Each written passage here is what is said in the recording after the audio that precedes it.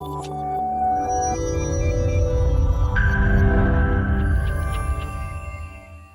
what I'm going to do is talk about this 200-year journey, right? 200 years from when the University of Virginia was founded and largely built through labor of the enslaved people and um, largely sustained for the first 50 years of its life with the labor of enslaved people and that history being hidden and now that history being revealed. So we'll talk a little bit about some of the antecedents, what preceded the idea of the memorial, and then advocacy for the memorial, and then very much a community engaged design process. So this is a memorial that does exist now. We were supposed to actually dedicate it last April, but because of COVID, we delayed it, and it will be a virtual dedication in April. But it's not 100% complete. The lights are going to be moved. There's a few little things with water, but it's open for visits. And as you can see, this was under construction, a visit from some of the enslaved descendant community that had been identified to date when it was under construction right there. So some of the antecedents, and I already explained this if you're in the plenary session, but I was finding myself working on sites where history kept inserting itself. This legacy of past harm and trauma kept showing up. And so many times we needed to address what my colleague Marina Piscola has labeled unrightable wrongs. These harms that have been done that we can never make right fully, but we can acknowledge also the impacts, the ongoing impacts that they have, and find ways to begin to address them. And my recognition in the 2000s, I was aware of it, but starting to pay attention to the legacies of white supremacy at the own university where I worked. So in 2007, the General Assembly and University of Virginia issued expressions of regret, pointedly not an apology, because there was some concern that apology might mean you had to act on it. And so some of us got together and said, what would make that expression of regret real? What would that actually look like? And spent a year in the community talking with people and saying, have you heard of these apologies or expressions of regret? And how would they be real to you? And so began and ultimately founded a group called UCARE, the University and Community Action for Racial Equity, to learn, to understand, and then hold my institution accountable for this racialized harm done over generations. And so now UVA was founded by Thomas Jefferson. And if you've been to Monticello, how many of you have been to Monticello? Let me see if I can see better the slide. So I do see some hands up there. So you'll find his gravestone, and he has declared, he has engraved on there, author of the Declaration of American Independence for white males, the Statute of Virginia for religious freedom for white males, and father of the University of Virginia for white males. Now, of course, he did not write that, right? Because he didn't need to write that. That was, not only was that understood, it was an order that he was working, and not just him, of course, was working to maintain. And that's part of the legacy that we have at the University of Virginia. Our narrative, so I attended the university. I'm actually transferred, but I graduated. And the narrative was that Jefferson forbade students from bringing their servants. That's another word for the enslaved people. And so since slaves weren't allowed to come, therefore there were no slaves. And that was the narrative when I was a student and for a couple decades afterwards. And in fact, UVA was built and maintained by slavery and the people who were enslaved. And not only that, it was a landscape of slavery, 125 to 150 enslaved people at any one time on ground. It's a large number. So Jefferson also shaped the ideology of white supremacy. So Peter Onuf, who's a historian, biographer, Jefferson not simply discovering these boundaries, he helped construct them. And other people within the university. So Dr. Paul Barringer, who actually led the university much later in the late 1800s. And you can see the quotes of what he was saying and more and worse than that.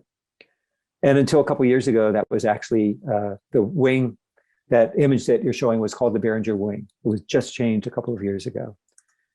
So we had a long history, a long legacy, and we viewed ourselves as, UNESCO World Heritage Site, great public university, and we have the highest African American graduation rate. for over a decade among public universities. But the community, many of them see us as the plantation, or the big house, the big plantation. They see us as either ignoring or avoiding or making worse community problems, or resentment about distortion and omissions. And I was talking about this yesterday. Now, some people just say, well, this is the past. We've just got to let go of the past. Well, it's ironic to hear that said when we have about 20 different organizations within UVA that have the name Thomas Jefferson attached to it. The past is with us, whether we want it to be or not. So again, going back to the 6 elements of equitable collaboration and thinking about the trauma that attaches to that, and inclusion and responsive. When we started, and then trauma-informed facilitation, this process that we started to do with telling this history, and eventually leading to the design and construction of a memorial, is an element that's undertaking a number of these here. The idea of removing participation barriers,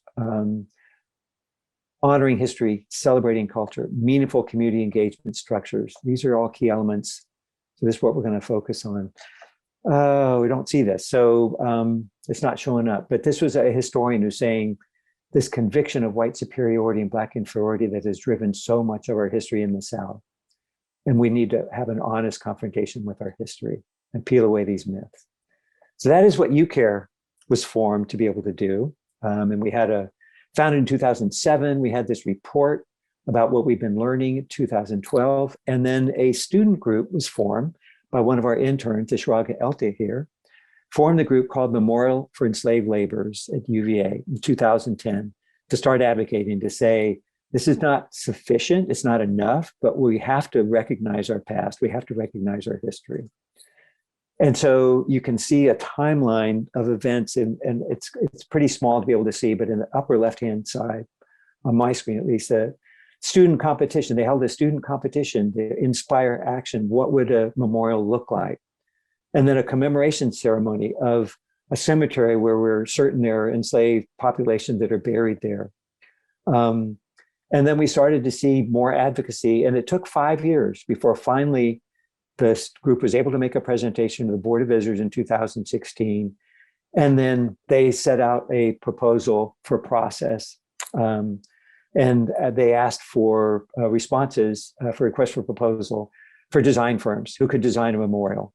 And I think that the others proposed a design and we proposed a process. So we said that this needs to be the community's memorial, especially the descendant communities, be able to do that. And what we're going to have to do is let you know that we can trust this process. If we do this engagement right, we will have a memorial that speaks to the issues of concern for the descendants, for the students, for the alumni, and others as well. So over the course of about 6 months, we engaged multiple stakeholders on their turf. We went to classrooms at UVA. We went to local community members we have a Jefferson Schools African American Heritage Center. We had 3 meetings there. We went multiple times to some of the local historic African American churches, Mount Zion, Ebenezer. We went to the presidential homes of Jefferson and Madison to talk to members of the descendants of those who were enslaved there. And we asked people not what the memorial should look like, but what meaning should it have? What should you feel when you see it? What stories does it need to tell?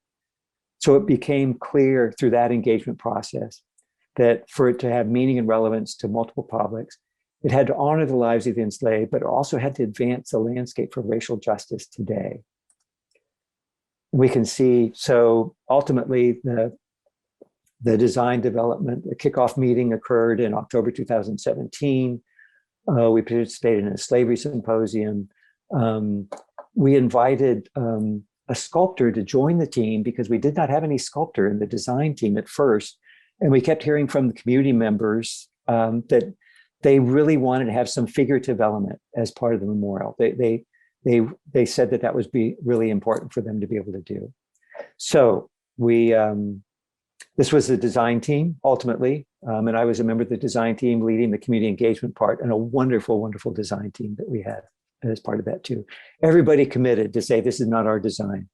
This is the design of the descendant community, the Black alumni, the students, other alumni who want to make this meaningful. Among other things, we had online survey, pretty lengthy survey 352 responses, and we had a wonderful set of community ambassadors. So we knew that we couldn't go to every group. And so these people volunteered to take some of the questions that we had in the survey and take them to different groups. So you can see some of the different groups that met and were able to give their input into what should this memorial be? What does it need to be for you? And just to give you a few examples of this, some of the responses we got. One of the questions, your aspirations, what should people take away? So inspiring a conversation, people knowing that slaves were a large part of the construction, appreciation of the history. The idea that it should recognize these lives and that they were exploited by the university of our founder and slaveholder, Thomas Jefferson. The work was hard, the accurate story, evoking emotion, real human stories. The idea that slavery continues as long as we allow economic rationalizations to override humanity and justice. One of the quotes that we featured in presentations: if we claim pride in being products of Jefferson's democracy, we ought to bear the burden of his faults as well. And then we asked some of the questions for some of the UVA staff and students. Should it be part of your everyday experience on the grounds? And a significant majority saying highly visible or visible. Should allow for contemplation. Again, we're seeing some of the figures, again, a substantial majority giving 5s or 4s to that, allowing for contemplation. Should it speak to present conditions? And then there were answers that people made in the text as well, but again, large numbers of people talking about that. And the idea that this is not a dead memorial. It inspires and facilitates conversation and action. And again, one of the quotes that we had. So some of the bricks for the university were built by those that Jefferson had enslaved, just like they were at Monticello. And that you can see actually some of the fingerprints in some of the bricks.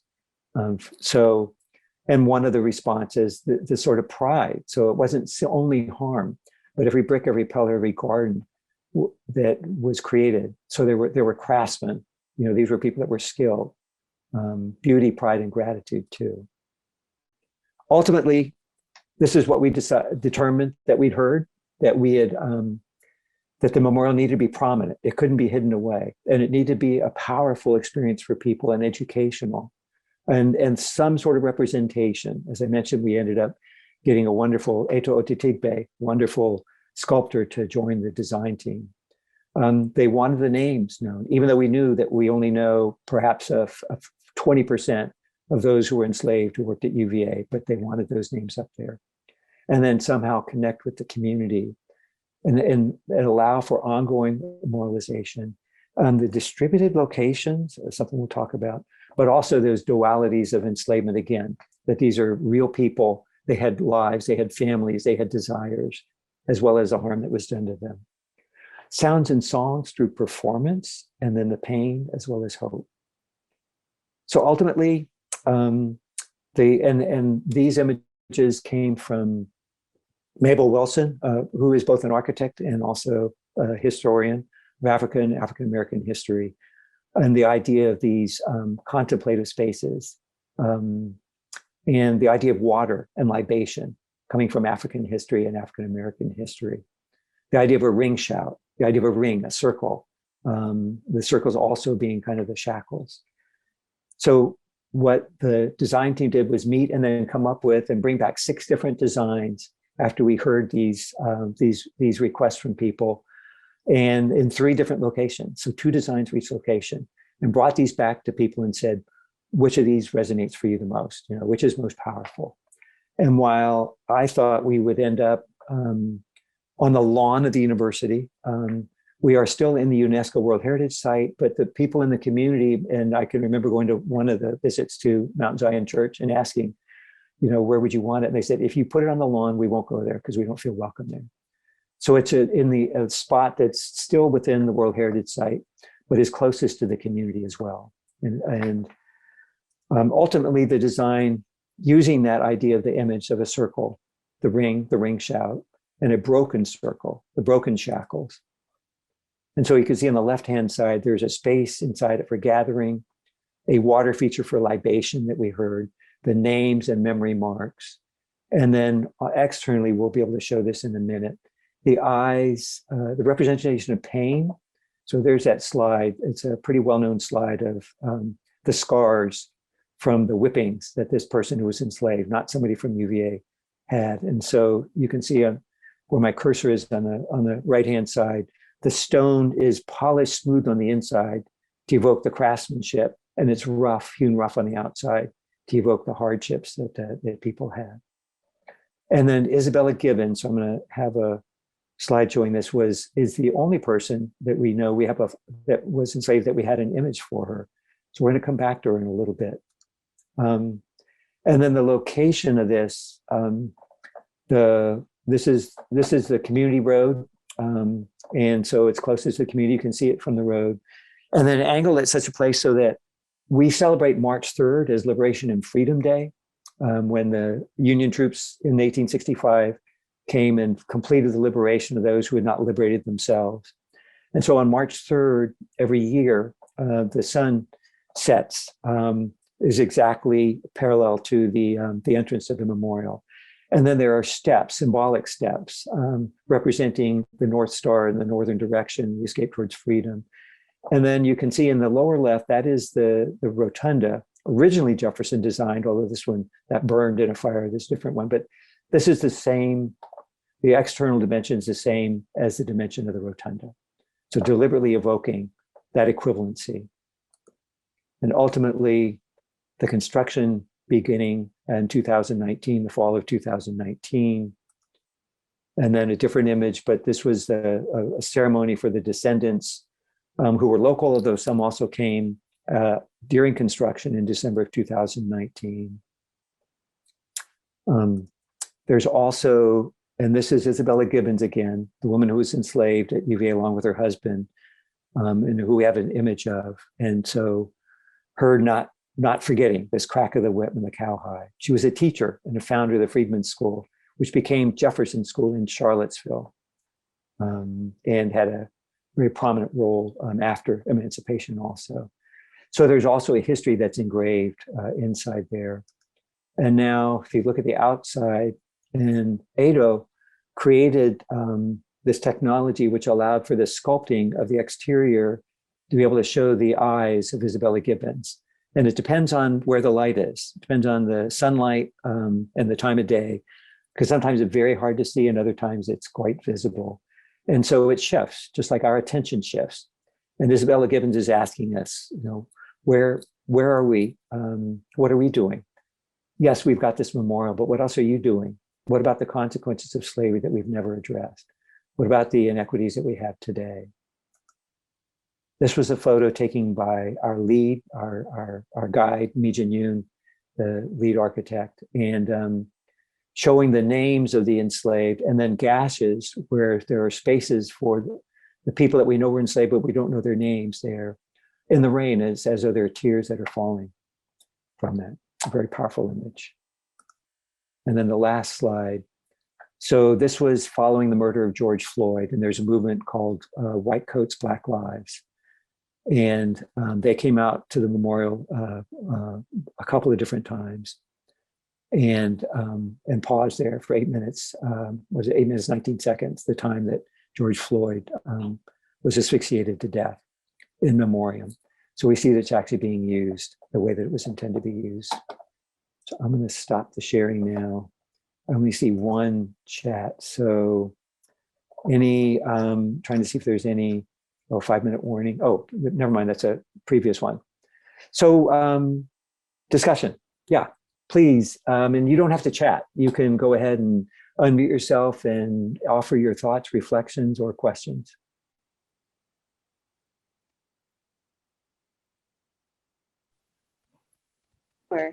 So I'll jump in. Good morning, everyone. I'm Tracy DeShazer. I serve as the Deputy Secretary of the Commonwealth and also the Director of African American Outreach for the Governor. So would just love an opportunity to perhaps partner with you all when you do your virtual dedication in April to really just amplify it. I think that you all have been incredibly intentional about your approach to this effort and acknowledging the lives and the effort that went into the building and the establishment of the university. And so we just welcome an opportunity to really bring community together to kind of share in this moment of an official dedication in April. So I'm going to put my email address and ask you if you wouldn't mind being able to make a contact with me. So I didn't take the time to talk about this, but the engagement continues. So there is a community engagement. It's called the Community Engagement Committee, but it's really a decision-making body, which includes a number of the descendants of the enslaved, a couple of other community members, and then people from the university, which has been meeting to plan that type of event, and also make some decisions like what do you do when you've got a new name on the memorial? You know, how is that going to be recognized? Who should get priority if somebody wants to make use of this memorial? How do you do sort of scheduling? And it's become quite a powerful group. It's actually spawned its own group. There's now a group called the Descendants of the Enslaved at the University of Virginia. I'm sorry, Descendants of the Enslaved Communities at the University of Virginia, which is a group now that's forming and creating their own action items as well.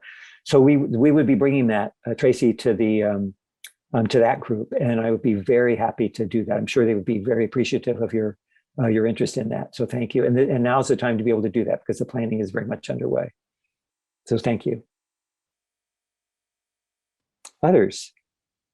I see some names I recognize and others I don't. Yeah, I do want to add to what Ms. Shazzo said earlier. I thought that your intentionality in terms of going about doing this in the execution and proactively seeking the input for the descendants, I thought that was very important and very commendable. And my hope is that for other universities that have not yet undertaken such memorials, that they do so and do so in the way that that aligns with what you did. Thank you. And who is this talking? Sorry, this is my name's Brian Dunn. I'm from Reynolds Community College. Okay, thank you. The other people here is Althea, not in this session, but is Althea Brooks. I'm her coworker. So oh, okay. Thank you. that's just a screen name I was assigned, actually. Yeah, So, thank you. thank you. Thank you. Others? Hey, Frank, this is Rob Colorini here. I had a thought. I came in a little later, but I'm an alum of UVA, and I actually served on the diversity board for the university alumni association previously. Great. I was curious. You post the events of the unrest in Charlottesville. Did this movement get even more attention with respect to just people wanting to get engaged more? Could you speak a little bit to that? I was curious about that. I'm sorry. When did what create people wanting to get engaged more? The creation of the memorial? Yeah, I guess post the unrest in Charlottesville, that we had in the last administration. I was curious as to the traction towards this. Did you have greater involvement, that type of thing? Yeah, well, you might be referring also specifically to August 11th and 12th, 2017, when we had the Unite the Right rally. And at that point, the board, we'd already gone through the engagement process, and the design phase had been approved by the board. So I think it was more that people were recognizing that it was a good thing that we've been doing this, and that we just needed to complete that process. We hadn't, though, actually completed the external design, and I don't know that I could say. I think everybody was aware that there are eyes that are not just in our own community that are on us now, whereas before we've been really thinking specifically about the student, staff, and faculty and alumni, and then the local and especially the descendant community, and then recognizing that others were engaged in that as well. I think the memorial's gotten national attention, and you're seeing more obviously with the murder of George Floyd. And other events, the rise of the Black Lives Matter movement, the growth of that, you're seeing other people that are paying attention. Not so much the memorialization, I don't think, although we do get some context with that, but with the larger effort that spawned the memorialization. In other words, the memorial, from the work that I was doing with UCARE, the University Community Action for Racial Equity, it was always intended to be the tip of the iceberg. And the iceberg was the ongoing racial disparities that we have in our community and within the university, and that we need to address, and that this would be the entry point. As it turned out, it has been more than that, and it's been incredibly meaningful for the descendant community and for others too. So I don't know if that fully. Yeah, just as a side note to that, I mean, I was in the New York, Connecticut area around the time, and then, as I recall, the following week, the White House Business Advisory Council was facing a series of resignations because of what had happened in Charlottesville. And I had an audience with the Merck CEO, who's African American, great fella, in New York, and we talked about this sort of privately for a minute at an event in New York, and this was sort of a huge tipping point towards both, as you say, attention, but then engagement, and and I think at the end, I think maybe within a week, it went from being an advisory business council to basically being most of the members wanted to resign. And they had to, basically,